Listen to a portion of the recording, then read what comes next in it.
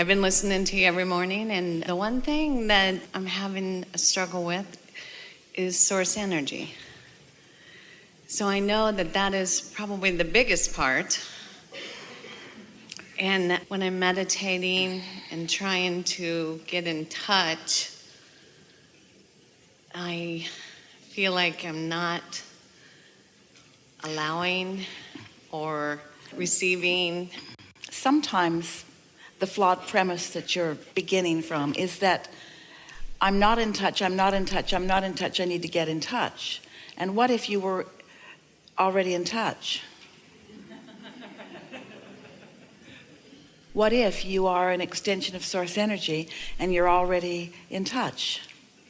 I guess logically I know that, and I know that the only thing that could keep you from in the moment resonating with source are thoughts that make you feel uncomfortable when you think them. So if you've had a difficult moment, if there's something going on and your head is full of it, then sometimes it's hard to release those thoughts and allow that sort of neutral place, that non-resistant place where you can begin to perceive source. Because you see, it's not about you connecting with source, you're already connected. It's about you perceiving that you're connected. It's only your perception of your alignment that's ever in question, because the alignment is always there. Source energy is flowing through you. Every cell of your body is a recipient of it. So you are already in connection with source. But sometimes you think thoughts, sometimes people think thoughts of unworthiness, which doesn't let them realize it. Or sometimes they're mad at somebody, which doesn't let them realize it. And it's the reason that we teach quieting your mind. So as you find something to focus upon that isn't much to think about, but distracts you from things you were thinking about, then it's easier for you to perceive your alignment with source.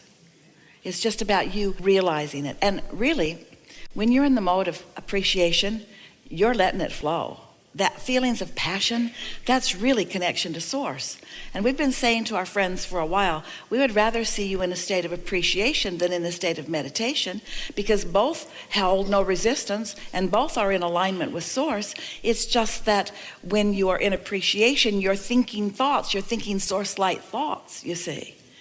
So meditation is a wonderful tool to release resistance. But like all tools, it works better if there's not a lot of resistance to release to begin with. If you get yourself all balled up about something and really worried about something, as a last-ditch effort you sit to meditate, you're not going to be able to quiet your mind, because law of attraction is going to take you there and there and there and there and there, and then you're going to say, source must be out to lunch because source didn't come and get me. Well, it isn't that source was right there for you. You just weren't ready to perceive. And so let's use the word perceive and receive interchangeably for a little while. Your perception and your reception is sort of the same thing. So you can give yourself some advantages by meditating earlier in the day before your thoughts get moving against you, so to speak. Or stay there long enough, applying some effective tools until you are sure that you get there, and then enjoy it. Just enjoy the milking of the sensation of connection. As we've watched so many of you, we've noticed that what works most for most of you is to find something to focus your mind upon. It can be something you're looking at. Sometimes people dangle crystals that are sort of shimmering in the light, and they just focus upon the variety of that. Sometimes people light a candle and they just watch the flame. It sort of just slows your mind down. Esther likes to isolate a sound in a room. And in this room, you could focus upon the wind you can hear coming from the air conditioner. Can you hear that wind? You just focus on that wind. You have to focus on it because there's other things going on, like us talking, someone coughing. There are other things that could distract you. But if you keep bringing your mind back to that wind, not thinking about where it's coming from or what it is, but just listening to the sound of it, that's going to quiet your mind. And so the question is, do you have the ability to focus? Well, the answer is yes, and law of attraction makes sure that things get big enough that they're very compelling to focus upon. But the bigger question, the more important question is, do you have the ability to focus upon what you mean to focus upon? Could you look into a segment of something and focus upon what you want to focus upon?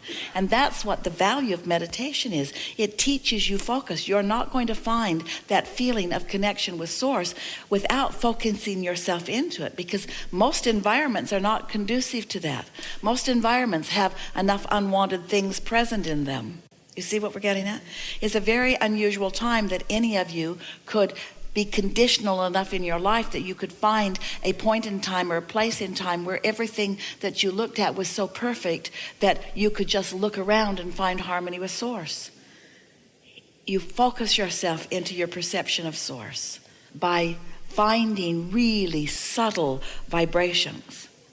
Because sometimes you go too hard into what you want. Sometimes people use meditation to sort of affirm what they want, and without even meaning to, they go over here too far to something that they want that hasn't manifested yet, that they're not ready for, and then they don't let what they are ready for happen. But what you are already, without exception, what you are all ready for is to quiet your mind and allow Source to be within you unrestricted. There is not one of you who is not ready for that, you see. So it's just about non-thought. Now you do that for a little while every day, and what will happen is you'll find that alignment, and then before you know it, you'll think a thought that Source is thinking.